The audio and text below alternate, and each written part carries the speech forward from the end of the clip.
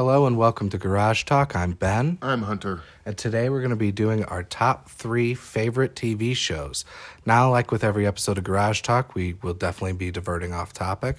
And if you like this episode, be sure to give it a like and subscribe if you want to hear more. And don't forget to check out some of our shorts and our playlist as well. Now, without further ado, ladies and gentlemen, put your hands together for Hunter. Oh, yeah, dig it. First favorite TV show. Are you starting at number 1 or are you starting at number 3? Yeah, let's start at number 3. My bad. Okay, number 3, your third favorite TV show. Number 3, coming in. Coming on our faces at number 3. A little bit in, a little bit on. Coming in at number 3. Fine little, Fine little show called Are You Being Served? It's out of the UK. It ran during the 70s and 80s. And it's just about, a handful of people that worked at a department store. Kind of a high-end clothing store. Was it a sitcom? Yeah. Okay, so it was like a comedy show. Mm-hmm. Who was in it? Do you remember? Nope, don't remember any of the actors' names. But they were funny? I found it extremely funny. There was Mr. Peacock, who was kind of a uptight, snooty. He was like a floor walker. He was kind of the boss of like all the other people. Okay. There was Mr. Humphreys, who was kind of back in the day they call him a poof or a puff. Oh, so he was gay. Yeah, he was extremely gay, but they also kept it really kind of ambiguous, I think is the right word, to where like you didn't know if he was gay, you didn't know if he was just bisexual, or if it was He was just kind of flamboyant. Yeah, super flamboyant. Mr. Lucas, who was supposed to be kind of the suave, kind of playboy type dude, but he was also kind of a dirtbag. Kind of like a ladies' man. Yeah, exactly. Johnny Bravo-esque. Yeah. Womanizer, but was also always trying to like come up with these silly excuses of why he's late to work or why he needs to go home early and shit like that. And then you had, who were the women in that show? Oh, of course you can't remember the women. Sexist fuck. Miss Brahms. Oh, there we go. Miss Ava Brahms. Oh, Jesus Christ. I didn't even think about that. I think her name was Brahms. Miss Brahm or Miss Brahms or something like that. But she was supposed to be like the pretty kind of, I don't know, she was just like the sexy little thing on the floor and Okay, yeah. was, sold women's underwear and shit like that. And then you had the older lady who was like in charge of her. That's Mrs. Slocum. Likes to think she's very high class and above it all, but she's very working class, rough around the edges kind of person. It all just, I don't know, it's just wasn't ever really super specific. It was a sitcom, so each show was pretty kind of, each subject or whatever was pretty random, and it was just a lot of fun. I mean, I'm probably not explaining it the best, but I would encourage anybody listening to go and look up Are You Being Served? You can find episodes on YouTube. Did you have a favorite episode? There is one episode where Mrs. Slocum is like in between apartments. And so there was like some kind of mix-up with the moving company and when the apartment was supposed to be available. So she ended up having to bring all of her shit to the store. And all the store workers, like the maintenance people and stuff, set up the entire inside of the store like it was her apartment. Everybody, for some reason, like one guy missed the bus, and another guy's car wouldn't start, and yada yada. Some other girl's ride didn't show up, and so they all ended up having to stay with her in her little makeshift apartment in the store. And it was just, comedy of errors. And were they like nice to each other, or were they kind of like dicks to each other? Both. Both? Okay, Yeah. so it was a combination of like love-hate. Yeah. Now, what made the show what made you decide to add it as number 3? Because I know you were kind of blah blah blah blah blah blah blah blah blah blah. We're speaking like Sims. Fucking no. I know you were contemplating putting Mr. Bean there. Yeah. And you went with what was the name of it again? Are You Being Served? Yeah. So what made that one like so special to you that you had to have it as number 3? Like what makes it your number 3? I remember watching it with because like you said, it was either that or like Mr. Bean or a few other old shows I used to watch. I used to watch them with my brother. It would usually come on late at night, so it would be like a block. It would be Are You Being Served? It'd do like 2 episodes of that, and then 2 episodes of Mr. Bean, and then 2 episodes of this show called Red Dwarf. Oh, I remember Red Dwarf. That's a really good show. Just all these shows out of the UK. And then I think at the end of all that, they would show the Red Green Show, which was like our favorite, but... Oh, the Canadian show. Yeah, I think we talked about that on here before. Yeah, that show was a lot of fun. Albeit very briefly. I think you asked me about it, and I'm like, no, I don't know it. And then we moved on, yeah. I still watch it today sometimes, and it holds up. It's funny. Oh, I'll have to check it out, man. I'll give it a shot. So for my number 3, I have It's Always Sunny in Philadelphia. If you haven't seen the show before, it's basically just like dark humor. A kind of a group of misfits run a bar, and they've been friends since they were younger, and their sister is like the one of the guy's sisters is one of the bartenders, and so they all kind of have just misadventures of being terrible human beings to each other. Like, I remember the first episode I watched, this one guy, one of the characters goes to the other's house to borrow a basketball, and he's like, hey man, you got a basketball? And the friend was like acting all depressed, and he's like, oh, what's wrong with you, man? And he's like, oh, I just found out I had cancer. Then the friend who came to borrow the ball is like, oh, man, anytime you want to talk about it, I'm here for you. You know what I mean? So the friend starts talking about it, and then he cuts him off, and he's like, oh, you meant now. Like, I'm going to go play basketball in the park with the guys. Everybody's kind of waiting on me, so I can't do it right now. But whenever you need to talk. And that, like, instantly sold it for me. So there will be episodes where, like, everyone will kind of play the dumb guy, or like one person will be the smart one and the other one will be dumb, and they just kind of switch off. And then after season 2, they added Danny DeVito, and what makes a funny TV show better but Danny DeVito? Yeah, definitely. You know, I'm a big fan of Taxi and most of his movies, you know? Mm-hmm. Like, if you're not into dark humor, then you won't really find a lot of fun or enjoyment in it. That's funny. I think you showed me an episode, or it was... like the mystery of the bed poop or something like that. Poop the bed, yeah. Who pooped the bed. Yeah, and it was just Danny DeVito. Yeah. Which is great. Plus, it's like, who the fuck is just shit in the bed every night? He did it because it was funny. That was the whole thing. That was his whole reason for it. He said it was funny. And that's just kind of the epitome of the show. So many things about that show I love, and it's never failed to make me laugh. It's like your classic dark sitcom. They own a bar, and just the misadventures. Mm-hmm. I mean, half the time they're not even in the bar. Well, I was going to ask you, like you just asked me, like what made that your number 3, but I think you just said it. Yeah, it's just made me laugh a lot, man. I like sitcoms. That's kind of my thing. If I can get a good chuckle out of something, I'm going to do it, you know? Definitely. And when it comes to movies, I know it sounds dumb, but I like rom-coms. Romantic comedies. Like, if I'm going to watch a movie, I want a happy ending. I want to laugh along the way. I don't want to feel good at the end of it. Rom-coms always are good for that. What's that one movie?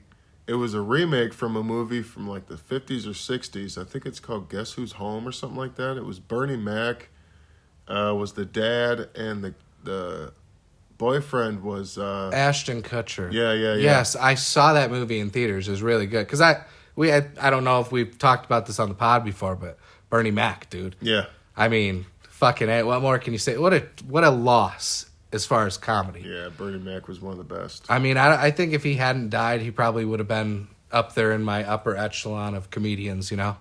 The Bernie Mac show is hilarious. Yeah, and his stand-up is outrageous. Dude, it is outrageous. Just thinking about it's making me laugh and have a good time. And for my sister, I'm going to go get some milk and cookies. Number dose. And for me, very strong number 2. And this was maybe even kind of a very strong poop. Very, very, very girthy. And to be honest, this one was actually in the running for number 1. But Top Gear. You ever heard of it? Well, from you, I've heard of it, and I've seen other people watch it before. It's not like my cup of tea, but I know I've watched clips with you, and I've watched clips by myself before. Yeah. There's some interesting stuff. I kind of like when they pull pranks on each other. Yep. I did see one that I remember where he coated the guy's whole car in ice and then gave him like a small little pick like thing to get it all out, and then he cracked the fucking windshield by pouring hot water on it. Yeah. Oh, dude, that was actually really funny. No, dude, that entire episode, like, even if you're not even really into cars, which, like, I'm kind of into cars. I think they're cool and everything. But even if you're not into cars, you could still easily watch that show because it's maybe 20% cars, 80% just these three guys, Richard Hammond, James May, and Jeremy Clarkson. These three guys just interacting with each other is fucking TV gold, man. Come to think of it, out of the three shows on my list, two of them are from the UK. They're really good at making TV, I think.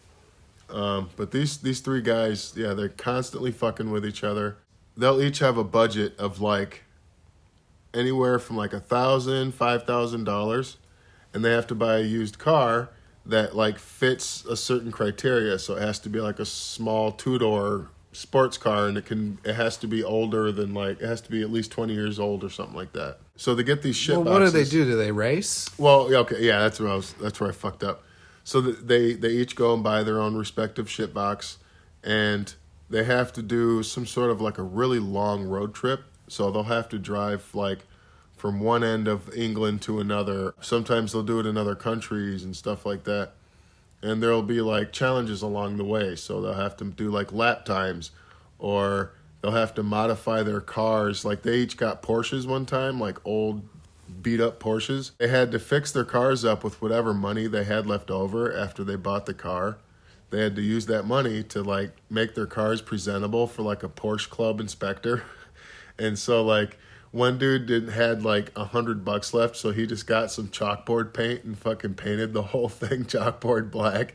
And so then he's like, everybody's drawing on his fucking car with chalk throughout the whole episode. And oh, really? That's kind of fucked up. That's a little fucked up. Or like if one of them breaks down, the rule is they get left behind. What made that show like particularly special to you? Like, what makes it your number two? I would watch it with my mom all the time. It was one of those shows that her and I we could sit and watch it for hours and hours. We both loved it so much. And we thought the cars were cool. We thought the dudes' antics and shit were funny. And just that, like, for the same reasons, because she was really the only one I watched it with, because my brother and all that had gone for a while by the time we found that show. But otherwise, like I said before, it's just, I think it's funny as hell, and I think the cars are neat. Sorry, man, I'm a fucking Ionosaurus Rex right now, man. My Top Gear stories fucking putting you to sleep. No, it might be some of the medicine I'm thinking. Number two is going to be My Hero Academia. It is an anime show. And to be honest, man, I don't really like anime that much. It's just, I just really like this particular show. Yeah, you've told me about it quite a bit. It's kind of interesting. So it's about a kid who has no powers in a world full of people who have, like, superpowers.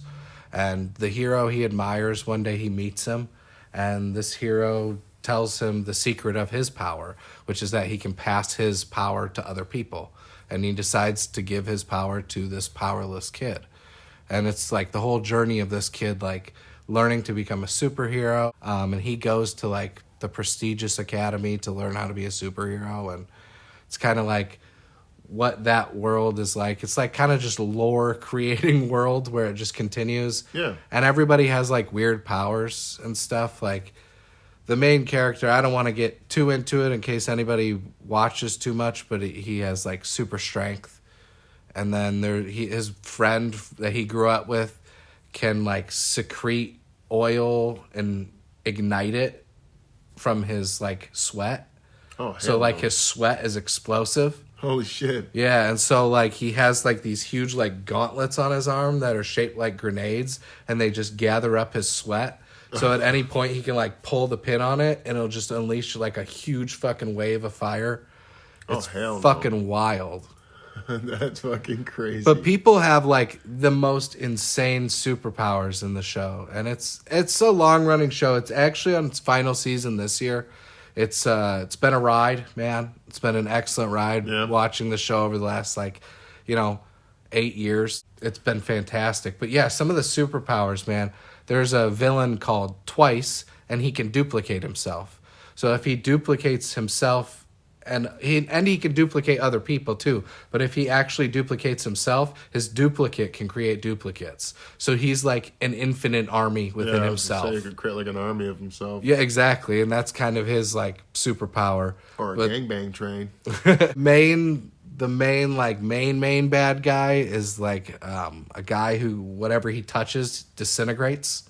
He can like disintegrate anything around him. You can never touch a boobie in your entire life. I guess, but I don't. It's not really. It's a weird show. It's like that character is demented and driven to just destroy the world. I mean, if your power was everything you touched, you fucking destroyed, then nobody ever took care of him, and then like the big bad evil guy came and like took him as his protege. It's like, hey, how you doing? Don't fucking touch me, but hey, man. Like, pretty much. Well, like he gave him a set of gloves.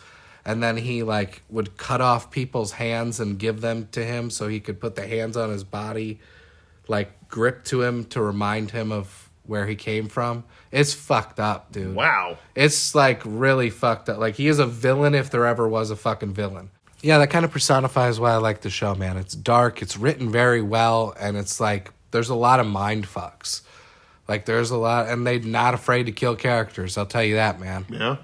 People fucking die, dude, and it's fucking nuts. They'll have a character who's been in there for 5-6 seasons and just kill him off. Yeah. Like these last 2 seasons have been insane, man. So yeah, they're kind of wrapping it up now with the movies, right? No, the movies are like completely unrelated to the series. It's like a little extra, a little extra story. But yeah, they're wrapping it up. This season 8 is the last one. Damn. I'd like to see what the intention was for the ending. Kind of sounds like you might not get your happy ending out of that one. I'm not really sure. I'm excited to see what happens. Yeah. Oh, dude, some of these powers, too. There's one girl whose ears are like plugs, and she can like plug them into things. No, like they're like amplifiers. Okay. So like her ears can plug into things and make them louder, or she can hear vibrations in the ground. It's fucking crazy. Damn. And then there's one guy who's like half hot and half cold. So like one side of him, he can do ice powers and the other side fire. Oh. Because his mom has ice powers and his dad has fire powers. Oh, no. So he became like the perfect intermingling like of power. I don't know. Wow. But there's a ton of different weird ones. There's one girl who's like pink and fuzzy but can like produce acid with her hands and her sweat. God and then there's like dude. dorky fucking ones. Like there's a guy who has a belly button laser, bro. Oh my God. And it makes his stomach upset when he uses it. So it's almost useless. But then they're like, for every one of those, there's a guy called Eraserhead who, when he looks at you, he can erase your superpower. Oh no. And then, pretty much take you down. In their lore world, when a superhero catches a villain, or like depending on a superhero's deeds for how they help the city, they get paid accordingly by the government. Okay. It's like a whole fucking thing. So Got government contracts and shit. yeah, essentially. For me, that show is just kind of hits a soft spot for me. It's the perfect mix of strange and dark writing and, superheroes, man. Yeah. I love that shit. All right, man, we're getting down to the nitty gritty itty bitty titties here. What do we got for number 1? I feel like this isn't going to surprise very many people, including you. Number 1 for me is definitely Sopranos. Oh, yeah? Yes. Where's the gabagool? There's the gabagool and the spaghetti. What the fuck is gabagool? It's Before we get into your love of Sopranos, I need to know. it's a cold cut, and it's actually called Capicola. Oh, so it's capicola. Yeah. Why the fuck is he calling it gabagool? It's just slang. A gabagool. Yeah. It's fun to say. Gabagool. Anyone listening, say gabagool where you are right now. Yeah, It's really and then- fun. You do that weird Italian gesture with your fingers where all your fingers are basically touching. Yeah, you're and like your hand is upright. steepled. And then just shake your hand and go, gabagool. Gabagool. Okay, sorry. Go into your love of Sopranos, you gabagool. Right off the bat, I think a lot of people sort of glorify that show for the wrong reasons. Because us Americans, we love our gangsters and our outlaws and stuff like that. Yeah, it's like a whole thing. Yeah, it really is. I mean, we could go down a whole rabbit hole with that. Al Capone and all those guys. People love that shit. Scarface. But and I think a lot of people glorify it for that reason, because they think mobsters are cool and this and that. But I'm pretty sure that's not what they were going for. I think what they were trying to show you is that these people are huge pieces of shit. Yeah, that was always kind of my issue with it. I kept texting you when I was watching it. I'm like, Yeah. does everybody in this fucking show suck? Or what? Yeah, there's probably no genuinely good people in that show. I find myself liking, what the fuck is Tony's nephew's name? Oh, Christopher? Christopher is probably my favorite character, but Christopher's a massive piece of shit. Yeah, oh, yeah. And I haven't even gotten to the part where he does drugs yet. He's probably worse than Tony, honestly. Dude, he beats the shit out of his girl. Yeah. And he fucking is just, like, ruthless. Does not give a shit. And he's cowardly and paranoid. Well, he's the Don's nephew, so, I mean... Dude, he's just a massive piece of shit, but he's, like, the best out of all of them. I mean, his acting in that is fucking phenomenal. I wish I could remember his name. You guys know me. I'm terrible. Michael with names. Imperioli. Yes. Yep. I knew his name. Michael Imperioli. Nailed it. Yeah, no, he's a really good actor. Tony Sopranos, James Gandolfini, another fantastic actor. Well, tell us a little bit about what The Sopranos is all about. Obviously, it's about mobsters, but it focuses mainly on Tony Soprano, who's part of the Soprano family. They're based in New Jersey, so a lot of the New York families, gangs, i.e., or whatever. So a lot of the New York families basically think of New Jersey as more of a glorified crew than like a full-fledged actual mobster family. But so basically they're kind of small time compared to like the New York guys. But Tony still lives in a fucking, $1 million house. Yeah, that's a glorious house, man. Oh, their house is amazing. I love their house. And it's kind of basically, it's like not just the mafioso side of it. It's also him dealing with his family. Well, a lot of suburbs. and there's a big part you're actually forgetting. A lot of it is him dealing with anxiety attacks. Yeah. That's like a good how they start the 30% show. of the show. Yeah, that's how they start the show. I'm in season 4. I haven't gotten too far. But yeah, I mean, a lot of that show is him dealing with his anxiety and going to a therapist. Yeah. I'm going to level with you. Most of his therapy sessions I skip. Yeah, they're boring. The only ones I found interesting were the ones where his wife would go. I like those ones. because they're funny. It was, yeah, dude, them two just being pissy to each other. It's actually like, I don't know. It's like clearly you need a divorce dynamic. Well, all the episodes when him and her were like about ready to get a divorce, those were fucking intense, man. Their fights. Like, there's one scene where he's got her, like, backed up into a wall, and he just starts punching the fucking wall, and they're, like, right next to her head. And I guess, like, that wasn't planned. He just did that, like, in the moment. And so when she turns and it's like, oh, shit, and, like holy fuck, and she's, like, covering up, that was real. She thought he was going to fucking hit her. That's a level of method acting I don't think should exist. Yeah, but it looked like a real fight. It felt like a real fight. So tell me, man, what makes The Sopranos special? I think the acting is really good. And in a lot of other cases, the acting is terrible, which makes it just funny, which I'm there for that too. Because a lot of times you'll have somebody who's a fantastic actor in a scene with someone who can't act out of their way out of a wet paper bag. Yo. And, I mean, it was interesting. I mean, for the time, I think it came out in like 97 and ran into like the early 2000s. For the time, I feel like it was fairly realistic as far as like how things were handled. It wasn't just a big blood fest and shootouts and shit all the time. Like, hits and stuff were actually pretty rare. It was a lot of politics and a lot of backstabbing, but like, you realize all these people are immature, selfish, and they'll do anything to get out of trouble or get something they want. So, like, they're all huge pieces of shit. I just think it's a really interesting... Yeah, that was mostly my takeaway. Yep. Just a really interesting show. I don't know. Just very enjoyable. For my number one, I mean, if you know me well enough, you already know what it is. It's Futurama. Of course it's a cartoon, because what else could a 34-year-old man like better than a cartoon? In 2025. Honestly, though, I've actually been watching Futurama since it came out in, like, 1999, and I was how old would I have been? 8, 9 years old. God damn, you were only 90 or 8 years old in fucking 99. Yeah, man. And so ever since then, I've been watching it, and it's never not been my favorite show. Yeah. I don't know, man. It's one of those shows that it's comforting. It always makes me laugh. I know the characters. I love the characters. And it's just a simple premise. If you're not aware of what Futurama is, and you've been living under a fucking rock for the last fucking 25 years. If you don't know Futurama, you should... It's about a guy named Fry who's a pizza delivery boy, and he gets frozen and sent 1,000 years into the future. And it's basically his misadventures with his great nephew, which is one of the great jokes from that show. Like all these other people who work for his nephew's delivery service. And he basically goes to the future and is a delivery boy still.